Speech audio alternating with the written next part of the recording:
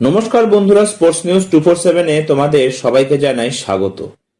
ভারতীয় ক্রিকেটে এমন কিছু নাম আছে যাদের নিয়ে আলোচনা কখনো থেমে থাকে না, আর সেই তালিকায় শীর্ষে যে নামটি অনিবার্যভাবে উঠে আসে তা হলো বিরাট কোহলি।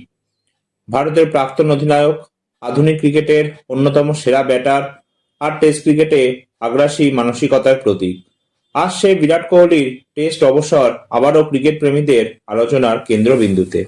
সম্প্রতি ভারতের প্রাক্তন ওপেনার ও জনপ্রিয় ক্রিকেট বিশ্লেষক নভজ্যোৎ সিং সিন্ধু ইনস্টাগ্রামে একটি আবেগঘন পোস্ট করেছেন। সেখানে তিনি কোহলিকে আখ্যা দেন 24 ক্যারেট সোনা হিসাবে, একজন বিরল প্রতিভা যাকে সহজে ছেড়ে দেওয়া যায় না। সিন্ধুর বক্তব্যে স্পষ্ট, তিনি চান বিরাট কোহলি যেন আবার টেস্ট ক্রিকেটে ফিরে আসেন।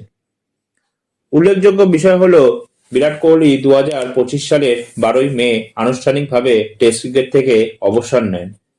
তার টেস্ট ক্যারিয়ার সংখ্যার বিচারে যেমন দুর্দান্ত, তেমনি প্রভাবের দিক থেকেও ঐতিহাসিক।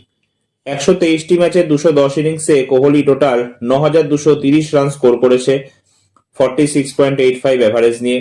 এছাড়া 31টি অর্ধশতক এবং 30টি শতক তার ঝুলিতে কিন্তু রয়েছে। কিন্তু সংখ্যার বাইরেও কোহলির আসল অবদান ছিল তার নেতৃত্বে ও মানসিকতায়। বিদেশের মাটিতে ভারতীয় দলের সাফল্য, বিশেষ করে অস্ট্রেলিয়া ও ইংল্যান্ডে প্রতিদ্বন্দ্বিতাপূর্ণ ক্রিকেট খেলার আত্মবিশ্বাস, এসবের পেছনে কোহলির আগ্রাসী নেতৃত্ব ছিল বড় কারণ।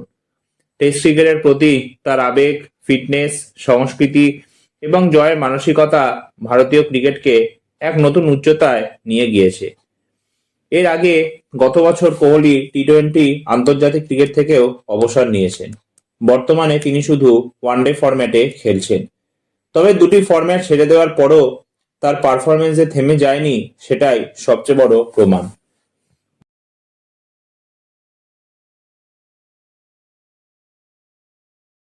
অস্ট্রেলিয়ায় ওডিআই সিরিজে প্রথম দিকে দুটি ম্যাচে 0 রানে আউট হওয়ার পর অনেকেই প্রশ্ন তুলেছিলেন তার ফর্ম নিয়ে। কিন্তু শেষ ম্যাচে অপরাজিত 74 রানের ইনিংস খেলে কিং কোহলি আবারও দেখিয়ে দেন যে form is temporary but class is permanent. এরপর দক্ষিণ আফ্রিকার বিরুদ্ধে ওডিআই সিরিজে তার ব্যাট পুরোপুরি কথা বলে। প্রথম 2 ম্যাচেই 100 রান আর শেষ ম্যাচে অপরাজিত 65 রান করে দলকে জয় এনে দেন।